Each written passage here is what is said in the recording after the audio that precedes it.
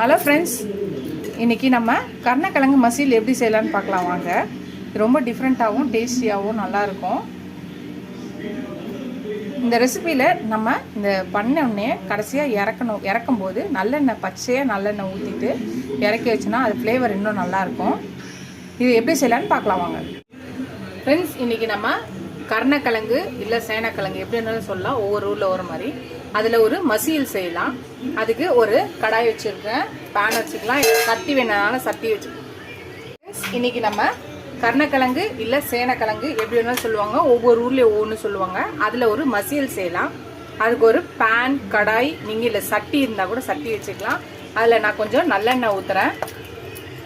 ஒரு table spoon நல்லெண்ணெய் ஊற்றுறேன். எண்ணெய் காஞ்சிடுச்சு.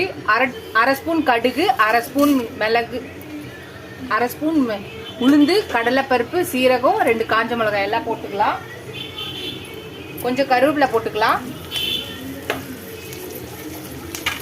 சின்ன வெங்காயம் பொடியாக அரிஞ்சு வச்சிருக்கேன், அதையும் போட்டுக்கலாம். ஒரு சின்ன துண்டு இஞ்சியை துருவி வச்சிருக்கேன், அதையும் போட்டுக்கலாம். இப்போ இதையும் சேர்த்து நல்லா வதக்கிக்கலாம். வெங்காயம் வதங்கிடுச்சு. இப்போ சின்ன லெமன் சைஸ் புளியை கரைச்சி வச்சிருக்கேன், அதை ஊற்றிக்கலாம்.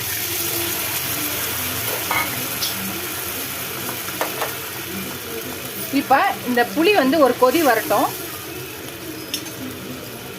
இதில் 1 ஸ்பூன் வீட்டில் அரைச்ச சாம்பார் பொடி, 4-5 மிளகு இடித்து வச்சுருக்கேன், அதை போட்டுக்கிறேன்.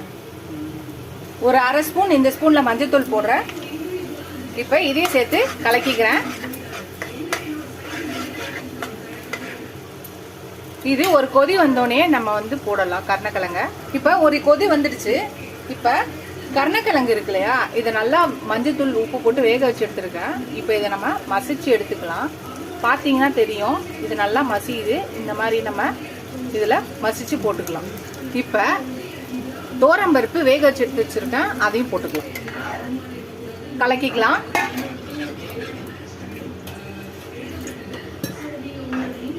இப்போ ஒரு அரை கிளாஸ் தண்ணி மட்டும் ஊற்றிக்கிறேன். நீங்கள் நிறைய தண்ணி ஊற்ற வேண்டாம். இது மசியல், அதனால கொஞ்சம் திக்காக இருந்தால் தான் நல்லாயிருக்கும். இது ஒரு அரை கிளாஸ் தண்ணி ஊற்றினா மட்டும் போதும். இதுக்கு தேவையான உப்பு போட்டுக்கலாம். கொஞ்சோண்டு பெருங்காயம் போட்டுக்கலாம். இப்போ இதை கலக்கி ஒரு 2 நிமிஷம் கொதிக்கிட்டோம். 2 நிமிஷம் கழிச்சு நம்ம பார்க்கலாம். அதுதான் ஃப்ரெண்ட்ஸ், நம்மளோட கருணக்கிழங்கு மசியல் ரெடி ஆயிடுச்சு பாருங்க. இது திக்காக தான் இருக்கும். இது ரொம்ப டேஸ்டாக இருக்கும், டிஃப்ரெண்ட்டாக இருக்கும். நீங்களும் ட்ரை பண்ணி பாருங்க ஒரு வாட்டி.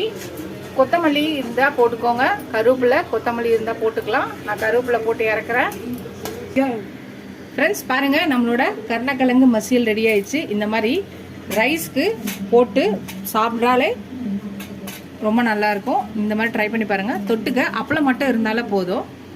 இல்லை நீங்கள் சாம்பாருக்கு இதை தொட்டுட்டு கூட சாப்பிட்டுக்கலாம். இந்த மசியலை ஜஸ்ட்டு இந்த மசியலும் அப்பளம் இருந்தாலே போதும். நீங்களும் இந்த ரெசிபியை ட்ரை பண்ணி பாருங்கள். ட்ரை பண்ணி பார்த்துட்டு எப்படி இருக்குன்னு சொல்லுங்கள். கருணக்கிழங்கு மசியலை